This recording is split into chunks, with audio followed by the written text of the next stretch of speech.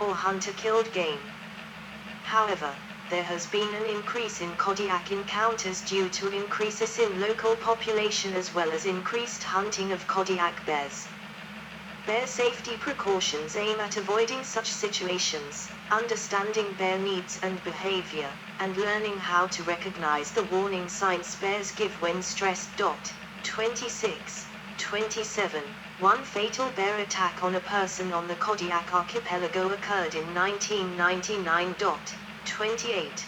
The National Geographic Society filmed a television program about two brown bear attacks as well as the life of them. Both incidents involved hunters who were hunting by themselves, and were returning to game they had killed previously, and left alone in order to continue hunting.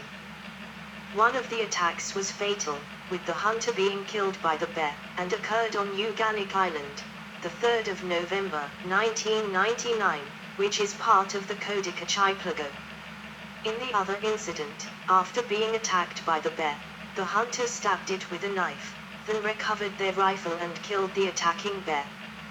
This occurred on Raspberry Island, home to two full-service wilderness lodges.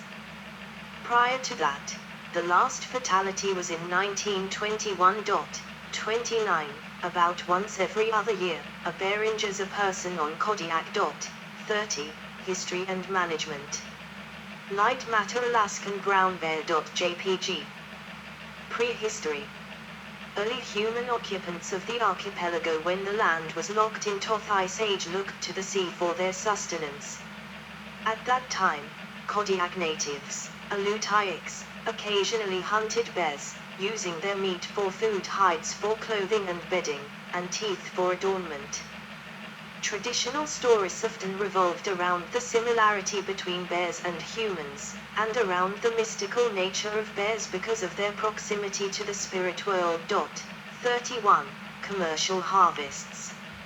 Russian hunters came to the area in the late 18th century to capitalize on the abundant fur resources. Bear hides were considered a minor fur and sold for about the same price as river otter pelts. The number of bears harvested increased substantially when sea otter populations declined and after the United States acquired Alaska in 1867. 32. Bear harvests on Kodiak increased, peaking at as many as 250 bears per year. Commercial fishing activities increased in the late 1880s and canneries proliferated throughout the archipelago. Bears were viewed as competitors for the salmon resource and were routinely shot when seen on streams or coasts. At the same time, sportsmen and scientists had recognized the Kodiak bear as the largest in the world, and they voiced concerns about overharvesting the population. 29. Guided hunters and competition for resources. Professional interest in guided Kodiak bear hunts and a concern for unregulated resource use in frontierlands such as Alaska prompted the territorial government's newly established Alaska Game Commission to abolish commercial bear hunting, selling the hides, on the archipelago in 1925. The impacts of the new regulations seemed to restore bear populations on the Kodiak Islands.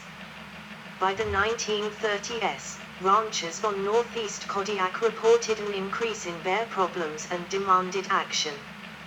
Bears were wrongly seen as a threat to the expanding commercial salmon fishing industry. To address the dilemma of conserving bears while protecting cattle, salmon, and people, President Franklin D. Roosevelt created the Kodiak National Wildlife Refuge by executive order in 1941. 31. The 7,700 square kilometers, 1,900,000 acres, refuge roughly encompasses the southwestern two-thirds of Kodiak Island, Kodiak Island, the Red Peaks area on northwestern Afognak Island, and all of Ban Island. Alaska achieved statehood in 1959 and assumed responsibility for managing the state's wildlife. The Alaska Board of Game reduced bear hunting seasons on Afognak and Raspberry Islands and on the Kodiak National Wildlife Refuge, but liberalized bear seasons on non-refuge lands on Kodiak. During the 1960s, state biologists worked with ranchers along the Kodiak road system to examine and reduce the predation problem. Biologists reported that cattle and bears were not compatible on the same ranges, and potential solutions included poisons, fences to isolate cattle ranges, and aerial shooting of bears. Again, sport hunters voiced their support for Kodiak bears. 33. In spite of public pressure, the state continued actively pursuing and dispatching problem bears until 1970. 34. Changes in land status. In 1971, the Alaska Native Claims Settlement Act, ANCSA, resolved many long-standing land issues with Aboriginal Alaskans statewide. The impacts were felt strongly on the archipelago as large areas were reconveyed to the native corporations. Federal management of the national forest lands on Afublack was transferred to native corporation ownership with passage of the Alaska National Interest Lands Conservation Act in 1980, ANILCA, and the Kodiak National Wildlife Refuge lost control of 130,000 hectares. 310,000 acres, of prime bear habitat, more than 17% of refuge lands. 31. In 1975, construction of a logging road began on Afublack Island, and timber harvesting began in 1977. In 1979, work began on an environmental impact statement for the Terra Lake hydroelectric project on Kodiak Island.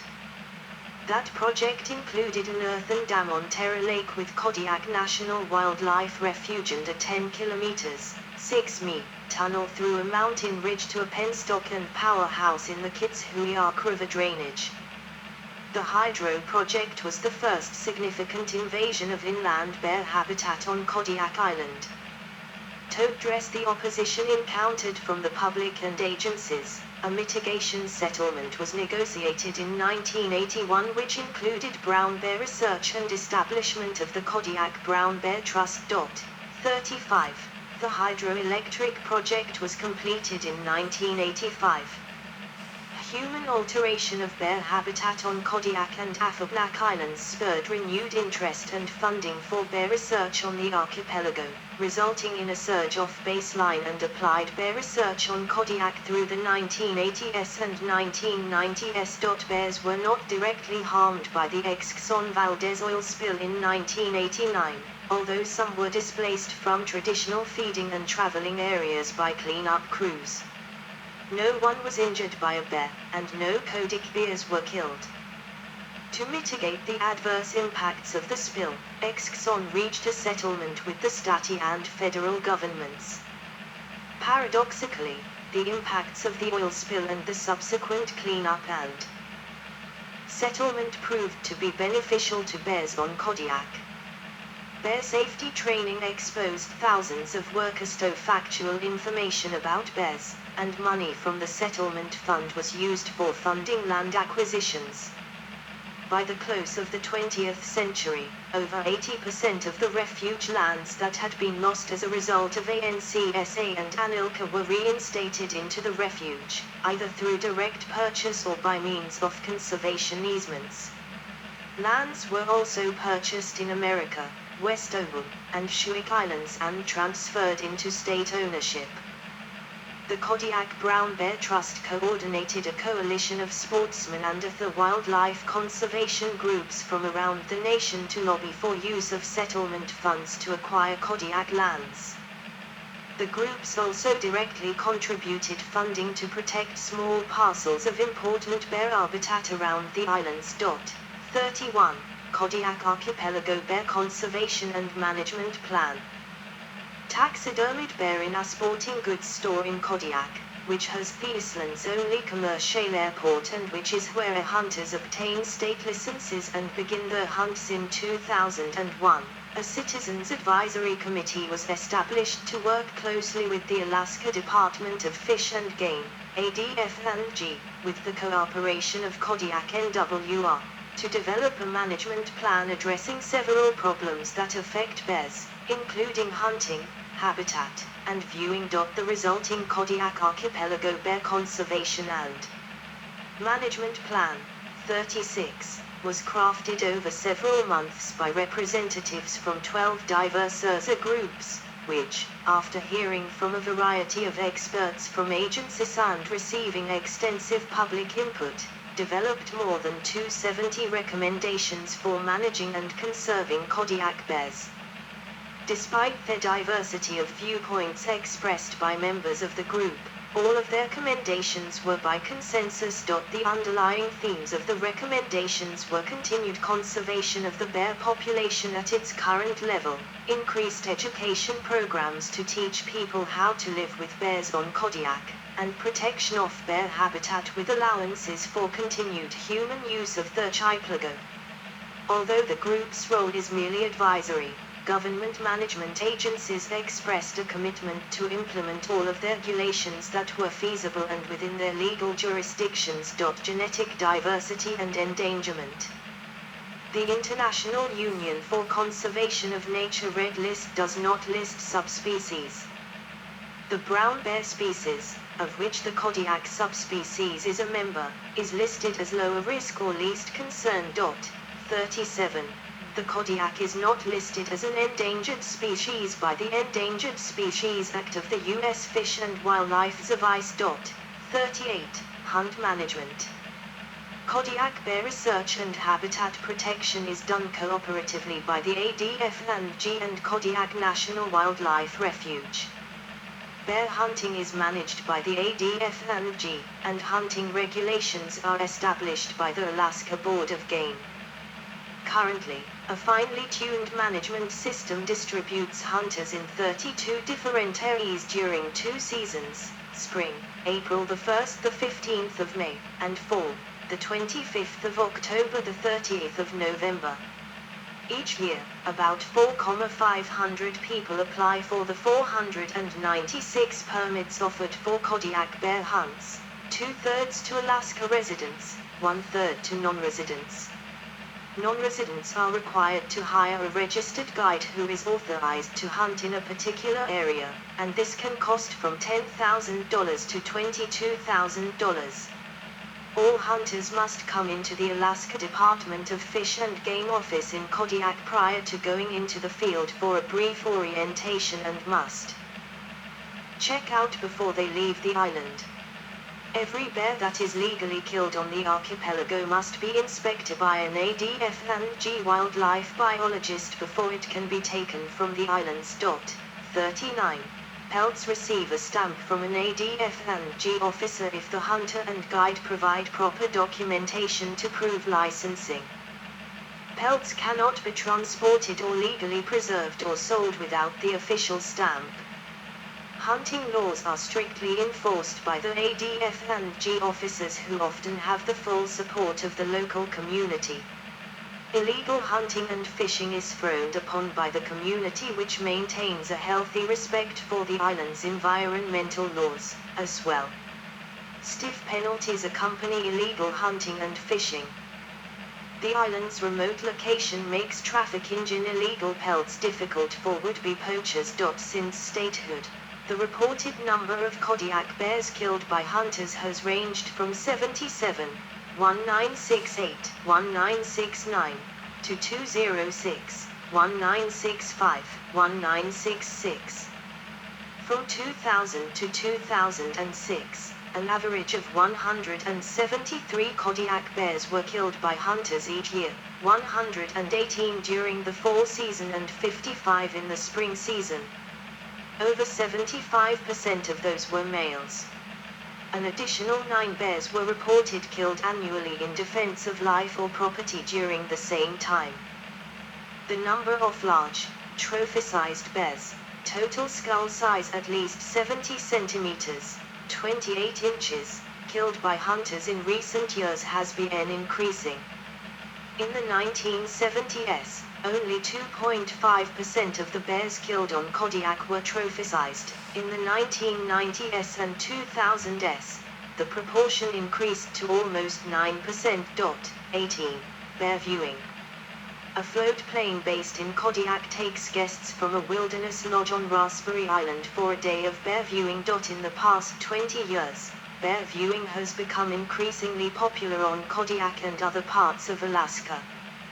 The most accessible bear viewing location on Kodiak, Fraser River, had over 1,100 people come in 2007. Visitor numbers have been increasing at about 10% annually, and development of additional bear viewing areas on Kodiak is planned. Also, other bear viewing opportunities exist through air taxi, charter boat, remote lodge, and trekking operations in the archipelago. Although bear viewing is often considered a non-consumptive use, it can have serious impacts on bear populations if it is not conducted properly. Most viewing occurs at places where bears congregate because of feeding opportunities that are critical to their survival. If some bears avoid these areas because people are there, those bears may not get the fat and protein they need to make it through the upcoming winter. Consequently, unmanaged bear viewing could affect several bears, especially productive sows with cubs. Often, bear viewing and bear hunting are considered incompatible. Even if the bear population is healthy and bear hunting is sustainable, ethical questions arise, especially if hunting occurs near viewing areas and either during or soon after the viewing season. Many feel that it is not fair to encourage bears to be close to people during the summer, only to allow them to be shot in the fall. The Kodiak Bear Plan recognized bear hunting as a legitimate, traditional, and biologically justifiable activity. It recommended that agencies find ways to make bear hunting and bear viewing compatible on the archipelago. 36. Cultural significance. The bear is important to the Alutiiq people. Its Alutiiq name is Takukaak, bear, 41, with the pronunciation varying between northern and southern dialects. 42 notes.